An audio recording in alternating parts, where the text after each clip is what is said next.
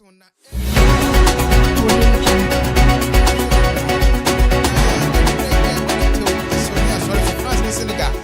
match sheshe pa commentary no ya boa no a ensmp ene ye de eba besom na de edimu akotene bi ene say His Excellency John Dramani Mahama akire mu a ye de sika be say 100 million Ghana cedis kwa akoto Ghana National Research Fund emu.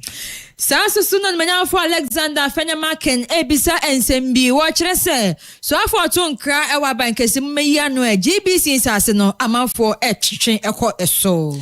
Afari military hospital no besi say ye kase no anwene ne se eno na dom kuma no NPP fo no ebo NDC fo no so bo se omo kan bi nti na abasa yenim say ye twa moral ken ofori atabe piem o man gani ma say ma so bo ne tanse ye de abono no wa ba be yi anu na so prempren de na lawyer fo kire say wenya green card a obetumi atenem e wo bi man so e America na te so kwedu green card trom aso me ko minu anu makamo ensem ka we no ho ene ye de basira no ye fa KASE3 Ghana Limited say ope asase amanso ene ho na nkrata sem bibia edimo no e State and also do any free cry ko sitamale wan sase e wo man no afanan baby a oni mpanyifo nim komo e wo 0302963740 now on KASE3 Ghana Limited enkasa akenkanfo ne yemi ejamintamene nana aba echiba afijebre na yenshensem na se emfa emawo yes ambo Mothers FM. His Excellency John Dramani Mahama abo futuo ede ama ehwehwemu atena ye no sene bia betima ye hwehwemu ewo omemu metre Ghana National Research Fund na saa futuo ye awaboi no ebeboa ama Ghana fo na fe lecturers university fo a wo pese wo ye hwehwemu efa ne bebi ho se bia malaria ye pese ye mu hwehwemu na yankase ye hu nnuro sika wo hono ma ye betimi de yensa akobom ne ye de ye saa de no ebresantini ne Ghana ye ni bibisa eno nti ama hwehwemu ye no akwa bibia ho ye nya hwe ye te won saa no broni ayedro no esumegu ye so no broni ayedro no esumegu ye so His Excellency HSE ebria ni akire no saa ne yemeni nyina ebetwam ntese hwehwemu de ye ba be hyemo kena na yetimi ya research ankasa na no nso etimi aboa amadwedie hu nsem so etimi akonkan or the semi tudwa na ya bra research fund no ye pa hontoma capable of generating their own solutions to their challenges. Ghana must be one of those nations. And that is why the African Union's target of investing at least 1% of GDP in research and development must be viewed not merely as a spending target, but as a strategy for competitiveness, productivity, and ultimately sovereignty. Unfortunately, Act 1056 is contrary to the AU target. We capped at 1056 at not more than 0.5% of GDP. So already we are misaligned with the AU target. And so we need to look at that. Now, if you take the expanding GDP of Ghana, our GDP from 2024 was 88 billion. Now it's 114 billion. So take out your calculators and work the maths. 1% of 114 billion will give you a certain figure. And when you get that figure, even just divided by 2 to get 0.5. It means that we should be investing about 6 billion cedis every year in research. That is the target. And nobody says that Ghana should provide all that money. With our international partners, we should be able to raise sufficient money to invest in research. Enia etwegu ye His Excellency John Dramani Mahama na dwedi na se no ena soafo hwe ye womahia enwensem so Honorable Haruna Idrisu ede chawpa kasiepa eko ama akyerɛkyerɛfo a ewo universities ne mo ese wanya abotre no book and research allowance no na anu ombebo aban ne tre ne se ombeti egum aye demonstration na se ombeko strike omuso munya abotre omuni aso ehwe sika sem so edi nkomo ama sa book and research allowance ke bi wo so mo nsaka no ebeba Mahama is here this morning to give meaning and commitment by unveiling and formally declaring the formal declaration of the National Research Fund, which for him is simply not an academic fund, but a fund that should facilitate, enhance national productivity, industrialization, and innovation. And for President Mahama, he wants a country that creates solutions, not a country that will neglect research and import solutions. So for President Mahama, he wants Ghana to lead in providing answers, homegrown answers to our continuous national challenges. So his presence here this morning, I'm told he would leave for La Côte d'Ivoire for another important international engagement on cocoa, is to demonstrate to academia and to many of you that for him, even his 24-hour economy, he's challenging you researchers and academia that he wants you to drive that into making Ghana a strong industrial manufacturing hub beyond his pledge. Mothers FM, yes, some pa. Honorable Haruna Idrisuna Yatene Kaniswafwa, Oshe Yomeshia Ehunsemso. I was saying more our Ghana Marshebe de Fiedia and net day and penny for echo assetna quadrinjune or my Ghana and home. Nana watch a train Momodin candy to just say, now watch him your metal said that first offer and so mumre, and may send for be unknown. Na sa and say be say ya modia to Jano enom, and I'm praying dear, or so for our shop within some ecopium our honum no, and Adam Kumaba and Denny when for Alexander a fenya mark and Edna St. Pietro, Edding kind be son and same be and some Crampo, I didn't ya turn some friends a woman, where to me a ano. Now, some better be son, dear, know what I say. Wish a moon primpri and I sent them social media and a Cassiabo who do Nemuno, a Australia, a Pomodiasianum. So much almost a chairman, need us will be at home and can. I was soon nice a numa any huntia. A doctor for an answer for a year, Suku, a penuma, and so Sabana, Emma, numa and ye. And the chance to see you at Macoya Confanot teaching hospital. So I did, ye suspended and when Ninka and one penny for man, will you be asked today? And I said, well, sorry, I would this edge man. I watch I say, Sana many nano and Trey ye cracking to funny and my Yashasania to Median acquire Umina for Alexander Fenok Macken, a bisan and some fire. Speaker, the Ministry of Health is lately in the media. There are a lot of apprehensions regarding health, Ghana Health Services, staff, doctors, complaining about certain decisions of the respected minister. Our students who have graduated from various health training institutions complaining about recruitment. I believe that the House of Parliament is the most important platform in our governance architecture where ministers are supposed to come and brief us. Our children have graduated. They want to be recruited. We hear interviews in the media without recourse to the House. We see letters by the minister taking action against some chief executives. Mr. Speaker, given the fact that the minister himself held his predecessor to high-level accountability, I remember he was the ranking member on health and was very, very vociferous. And no, you're my for Alexander Fenemakin, and what she and a soft for our shop within some so one is so their new year by idea was say. Now, say, no, any a soft for our mind Ganima say no, and maybe any who a Ghana memory say. We are swap for no person true will be a swan. Chess of a boy a parliament and money answer with this age man. What should I say? A new home baby a woman. Nanya dear, I was a hospital beer. To me two emergency units name abra a buying any Sanchez. As I've already indicated, as members of parliament, we have tools available at our disposal. And to set the record straight, when I was a ranking member for this house, I was using the tools.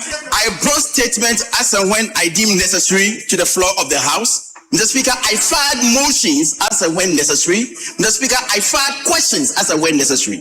And therefore, if any member of this house wants me to appear before this house, you have the right to go through all these tools. Mr. Speaker, going straight to the two issues the honorable member has raised, I do not remember any time that as the executive arm of government, when you are, executing your responsibilities or rendering punitive actions, you needed the permission of Parliament to do so.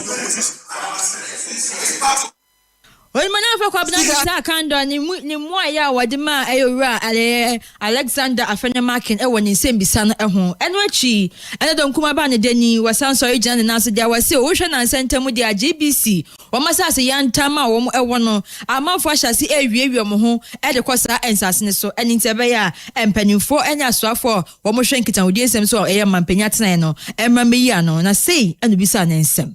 We have become aware that Ghana Broadcasting Corporation, GBC, its land at Kanda, Mr. Speaker, is seeing serious encroachments. Mr. Speaker, we even know that part of GBC's land was used by GRA to build the new headquarters that Ministry of Finance has taken over. Mr. Speaker,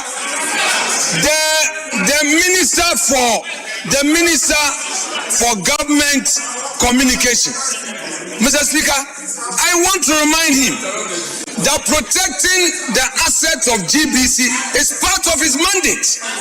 Mr. Speaker, we need to know, Mr. Speaker, we need to know the ministerial action being taken by the minister responsible for government communications in respect of ane krakra mu no ena so afo a woto nkradi fia bank asie mu wonmenya afo kwa adwofosu wono so kire se asase hu nsem na woka pa de dia ena emeni so na emeni je se wodi aba esan se GBC asase na nkasa da ho no amafo dodo na ena bowe mu mpo a GRA Ghana Revenue Authority for wo ma fakoti kwan bi agi asase ni bia wo menche ka presempo da mateku amfa ma aban na nda nchen so GBC fo na nkasa no wo mu wosika samo ha bebre pa enti obekoso edi it is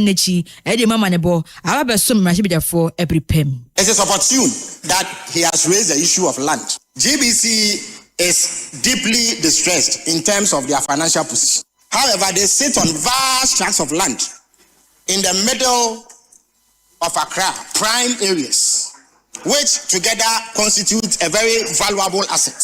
So, Mr. Speaker, before I assumed office, the previous government had taken some steps to take portions of the land belonging to GBC, specifically the land to the north of the Jubilee House. The GRA, without any formal processes, by word of mouth, had acquired about 5 acres of land belonging to Ghana Broadcasting Corporation. Mothers FM, yes, some pa.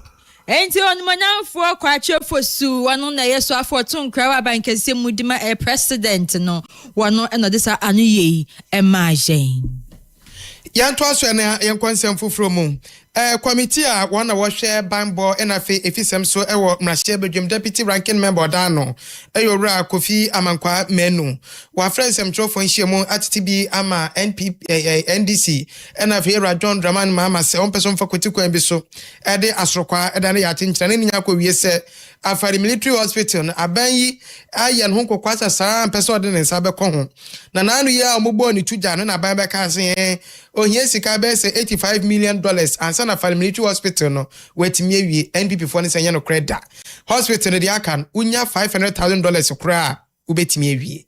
It's not just mathematically absurd, it is indeed criminal. And this is the history of NDC's delays. It is rich for the current government to accuse others of sleeping on the project. The Afari Hospital story is a testament of NDC's mismanagement. Originally contracted in 2008 under President J.A. Kufuor for Sofo Line Kumasi, the project was derailed when the NDC assumed office in 2009. They inexplicably relocated it to Tamale, then to Accra, and finally to Afari. This political maneuvering caused a 6-year delay, resulting in the contractor claiming an additional $36 million, which was eventually negotiated down to $19.3 million United States dollars. Let the record show, as of December 2016, when the NDC was leaving office, the project stood at only 40% Yera Kofi Amankwame no ena yete kan deputy ranking member Interior and Defense Committee of Parliament. Enwechi ena waka se ebirumu ka se mampanyi Kufuado ba no Afalmetro Hospital na wanko ho innocent sa. Hospital ne pa yekom 2008. Na President Kufuwa yesen komunsin wo sofo line.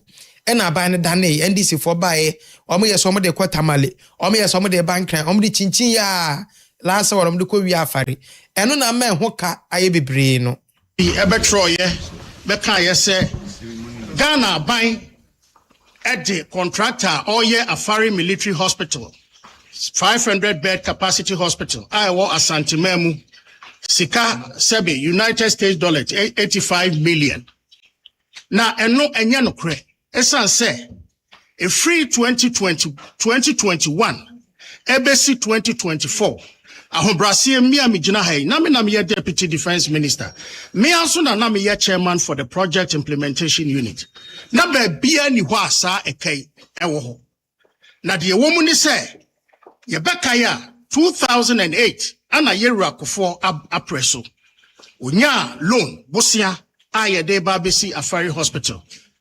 2029 Yera Kofi Amankwame no na yati ninken.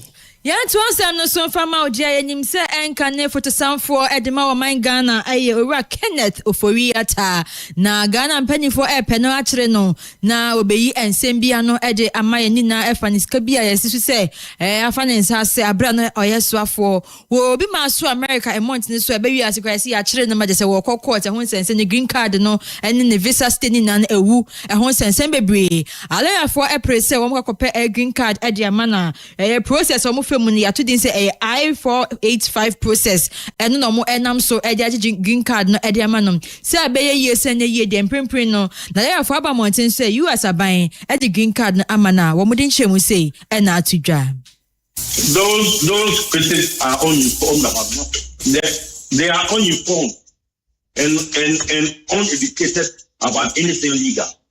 The courts in America did not make the determination in a vacuum. The courts in America did not make that determination in a vacuum. Indeed, when that determination was made, the state of Ghana had put in an extradition request, which was known to the federal justice system in America. The judge there did not do this oblivious of anything. I don't want to go into the depth of the hearing which went on yesterday. But I'll tell you, there were representations from the Department of Homeland Security, there were representations and submissions from the Department of Justice and our counterpart. You think the judge won't take anything into consideration before coming to that conclusion? Hell no. So those who are fitting that part should educate themselves better and inform the Ghanaian public with reading knowledge. Any Edmara Ken Ofori ata ayora Frank Davis nene ene kokotie no. Ya twaza no so na yanko Yemfree Kenneth ne Yembra Kennedy akache. Honorable Kennedy ejapo nkrofo na wo press obetu Frank Adiama NP pamanyoko na waka ubi na nso anye ye better luck next time honorable. Na wenya inflation no eduosia sia no ye ne so no kwantre fie ndi ne senti one Ghana police na ebekwa akodi na obanan ebankran ne police fo obedi nkomo Ose abrana woko campaign ni ade police form yesi bia na edi nachi omahofama na ehweneni ena afenso regional commander no ka bia no timu a no di campaign no so dey bi come on ka we dey mfata command to ato pick up emunu dwan e dey abeche command yen tie se na command ko he 3 young officers here that I need to commend them and introduce them to regional commander and police officers here. They are Ben Asante Ibia here, Johnson Odama,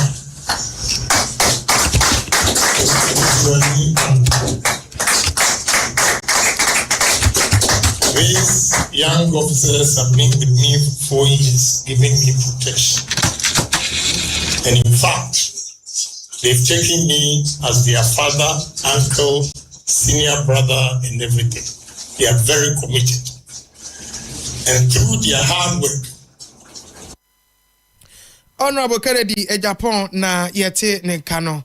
owie ne sa no na regional commander COP Tuaruka enso di we ka ho. But what we are going to have, we are sure you won't use it as a private use. It's going to be used for police duties. You will not see the vehicle picking school children or doing domestic work. We are going to use it to improve on our security. That's the assurance we are making to you. On the other hand, we are also wishing you happy birthday because you have made this donation to COP duty Tuaruka ena yate nenkano afi yankwese mfufuru. Na ebusiafo we gusu achina mu awa NPP for womo akachi dia na eyeboyo abuachi ejakon wa kokopiem ewo mfimfim antam dia na wone NPP ma ewo honom na edi nkomo wa kire se wo hwemu pa dia amafo dodo na edi amemenefe na etwi wom ho edi free NPP amanyoko no emu nyina se adwenkyere hodo no eya na ensunsunie ewo mu na eno na mpempren dia wo hwemu pa dia ama amanyoko NPP wom dodo na free mu amanyoko ni kama se ejija eni ntori abuachi jako kire se wom sankom hu mu me na mpeja NPP face ho. What Binyaman Kasa, leader, my chair, the man, someone, market in a touchline. So, what goes on corner? Down down. Someone, one shop of bread or party, more farmers, more briefing, then when you. Yamu yedra onu na Ghana obomu de minyo ya ye ready de tu na yes ya whatever hena go show. Enwachi na Cape Coast North constituency titini Edma NPP amanyoko ni owura kwadwo ahen wono so sere se tu ahen ni esi ne for na finso wo mo ke bia wo mewa amanyoko ni NPP supporters na wo mo hwento aba ema mpanyufo a wo metumi aboa mampeja ene kanko aba amanyoko no emu So what's it about in charge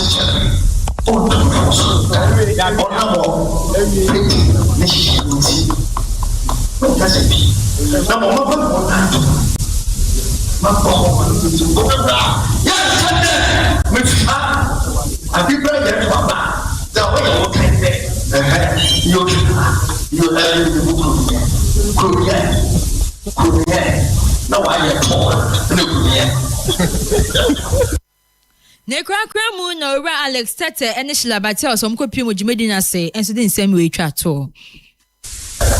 Part no na a week esanse obi asori a otimi ye ne ope but ye nim the records of your papa ejako and we hwe mu aba nyina ne ye nso na setena ya tena the middle class no mo kan nyina no ye hu se ejako na etimi ba ye national chairman ma ye party meet me jina ne na iya ma ye reba nyamso ye betu mreni there NPP a ye nim NPP a ye do NPP a ye ya mama NPP a ye me da dachi otina ne na do ko be ye ya manye na ye ba ne na kita ko na mo buachi ejako NPP ye na ya ye be ye afe yemfriwe na yemfe ani enkyeremu ewo nsɛmfufuro mu Ghana ban aye ne sɛ yemfe sika 50 million Ghana cedis enko eboa yenuanom a wo ho akɔ ahohiehie mu esane nsotuto a na sɛ ama ne homre so na sika no ye de bi kwatete ga testimony ade na afa wonga wo ho aka no ye no so ye de aboaboa won na Ghana sɔre dwumedie so wodi asɛmi ho enkomo Kate Chema ekasa de ma NPP amanyoko no di okafa ho nie ama no the flood ko ye no campaign nga flood asem ke fanye campaign ke ya di bese bi esi de bidani de na gates ase na mi sister kan ye gates was say aban ni hwe no ye ni yesiesie drainage system ni de keka ho enso mahama na ka che yen say akufo do teso yi na say flood no bokwa wasn't even worse o na so nde aye worse inti ye be politicize all these things and no John Dramani Mahama ni ke be bisa ne say adenti na me ba ma me fo no nsi ye bisa John Dramani Mahama say adenti na eda ko de bia no there is a problem with Ghana han maji moja. We are asking him say that we could be a DNT and that we could be a flood. Kate Chiramana yetene kana abna ampofuwa owusu ajeyi ono kasama NDC amanyoko ninsem ni Big for that watch Ghana for that. Sebi Ghana for yenyi nyansa ti yanto mabaonia. It's Bawumia Yebia or you're competent to be president in this country. Everyone can attest to the fact that Bawumia is not competent. Eka incompetent or you're honoring Dr. Mahmoud Bawumia. On no crampot one me. On to Mumpon Kasa one during campaign. No, yes, on also. No one first year, no one first year, no one year, no production Ghana for. This is the person Obodo does not compare. Obi or your listing president, Obi or your visionary president. Are you kidding me in this country? Abena ampofuwa owusueje enono na social activist Belinda Asante no odwumedi ne so dia kan ni na ye ka flag na mpanifo ni mu animu ya me meka kire o man pani say say initiative ya odi abai me I'm very sure say there will be allocation of resources allocation of monies via ye de bema no mo de atetete sa agatesi e de ebie sa drainage ya emu sisi ne onim na obeye say because ye ni bresem na ye ka no obefa kwati kwan so sika no obeye skirmishes we will not agree just like they say the Ghana ye ni abre pa ya sorry say South Africans so mu free ye man mu nko no ye de say ni bre na energy no ye becha no the bomb so enra me hu say timamufo ne mabufo bi yen free ho enye nkonko wie ewo tifido mantem na me no ka say the polarido di basic school na mbenifo akakodom wo mo san say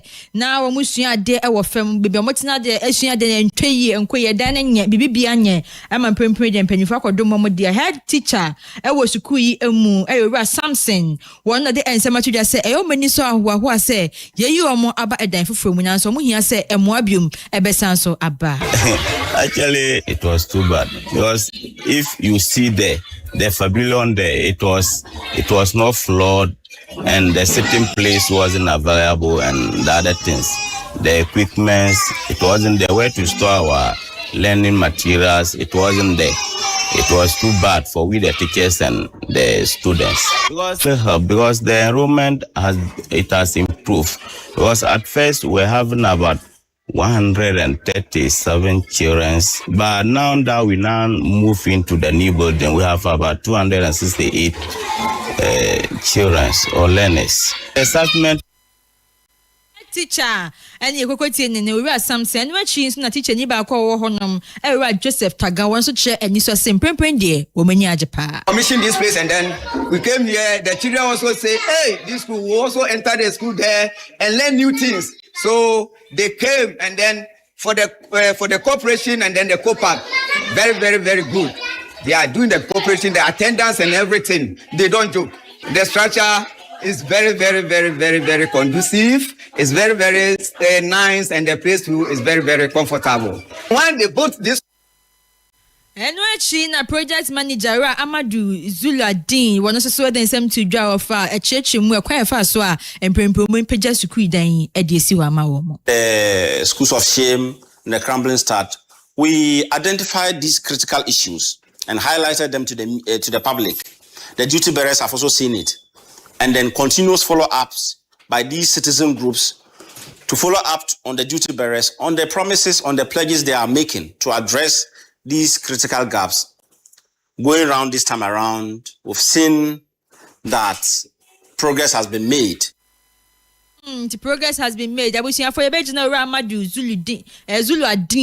Nensem no so na ye de KASE Baatan na esi e de amawo. Enumere se ball wo World Cup yeguso awo mu kama GFA na pamfo wo mu ewo mu gine mu gidi e de esomu enti enumere se France na Senegal eno mo e de hihye so enumere watch na de ampa e bedwam se Ghana 11 p.m. ye ginem ye be win nyame ya do ye ne Panama wa utie dina Panama intino yemfa mpaebo enter Black Stars echi baby bia obi asa wontumi mama da se mehwede a na watena wo fie ba obetumi abanko ade ochina na dwo enumre 11 p.m. with the bra ye na ye wa hase ye behwe ball no na nije ede osebo anti Black Stars echi enumre de Senegal and your mind France and nti ede si Apesmakafo me nana aba ejiba mene ejaminta semufo abna foko ebwate na epempeni na egumu emai mekuduka ede atumu ewa befo tintan fidi nso sabidi yakramo